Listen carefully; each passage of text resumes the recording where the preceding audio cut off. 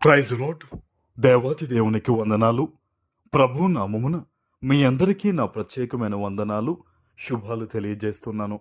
ఈ దినము కొరకు ఏర్పాటు చేయబడిన దేవుని వాగ్దానము 30వ కీర్తన 12వ వచనము. నీవు నా గోనెపట్టు విడిపించి సంతోష వస్త్రము నన్ను ధరింపజేసి ఉన్నావు. యెహోవా నా దేవ, నిత్యము నేను నిన్ను స్తుతించెదను. దేవుని నామానికి మహిమ కలుగునుగాక. ఈ ఉదయకాల సమయంలో సర్వ సృష్టికర్త అయిన నీ తండ్రి గొప్ప వాగ్దానాన్ని నీకు అందిస్తూ ఉన్నారు. ఆమెన్.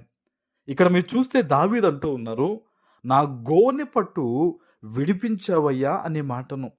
గోనెపట్టు బాధకు, ఇబ్బందులకు, సమస్యలకు సాదృశ్యంగా ఇక్కడ కనబడుతూ ఉంది. ఈరోజు సర్వోన్నతుడైన తండ్రి నీకు ఎందుకు ఇంత గొప్ప వాగ్దానం ఇస్తున్నారంటే, నిన్ను ప్రేమిస్తున్నారు కాబట్టి.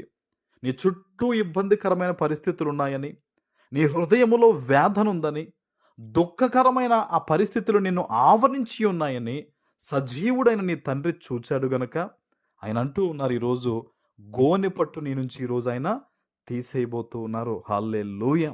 ఇది సజీవుడైన దేవుని వాగ్దానం. ఇది ఆయన ఈరోజు భయంకరమైన ఇబ్బందికరమైన పరిస్థితుల నుంచి నిన్ను విడిపించబోతూ ఉన్నారు. సంతోషకరమైన వస్త్రములతో ఆయన నిన్ను ధరింప చేయబోతున్నాడు. ఆమెన్. దావీదు తన జీవితంలో ఎన్నో కష్టాల గుండా నడిచాడండి, ఎన్నో ఇబ్బందుల గుండా ఆయన ప్రయాణం చేశారండి. కానీ ఏ రోజు దేవుని మీద సణుక్కోలేదండి. ఈరోజు మనలో కొంతమంది కొద్ది కష్టం వస్తే, కొంచెం ఇబ్బంది వస్తే, కొద్దిపాటి శ్రమ వస్తే వెంటనే దేవుడు ఉన్నాడా అని అడుగుతాం, దేవుడు అసలు చూస్తున్నాడా అంటాం. కానీ దావీదు ఏనాడు అలా పలకలేదు.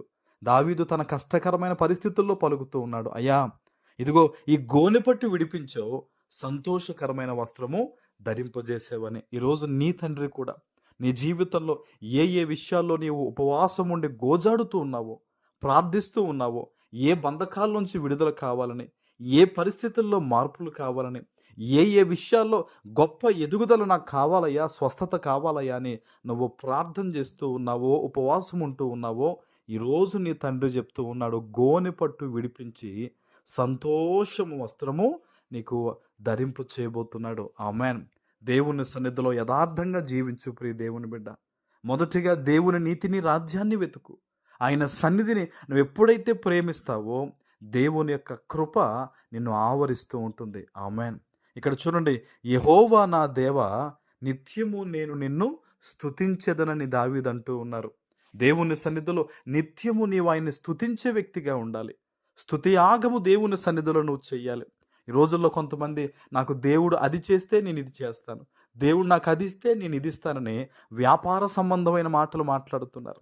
ప్రియ దేవుని బిడ్డ, నీవు అట్టి రీతిగా మాట్లాడొద్దు. అయ్యా ఈరోజు నేను ఏమై ఉన్నానో ఇది నీవిచ్చిందే ప్రభు అని ఆత్మీయ నేత్రాలు ఈరోజు నువ్వు తెరుచుకుని దేవుణ్ణి స్తుతించినట్టయితే, స్తుతి ఈరోజు నీ స్థితిగతులను మార్చబోతూ ఉంది. ఆమెన్. దేవుని సన్నిధిలో దావీదు అంత గొప్ప ఆశీర్వాదాన్ని పొందుకోవడం గల కారణము దేవుణ్ణి స్తుతించారు, దేవుణ్ణి ఘనపరిచాడు.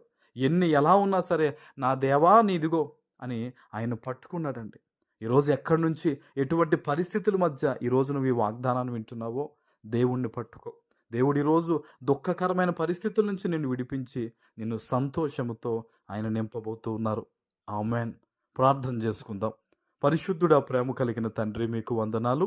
ఈ ఉదయకాల సమయంలో మీరు ఇచ్చిన ఈ గొప్ప వాగ్దానము ప్రతి బిడ్డ జీవితంలో నెరవేర్చి స్థిరపరచమని యేసు నామమున ప్రార్థిస్తున్నాను తండ్రి. ఆమెన్.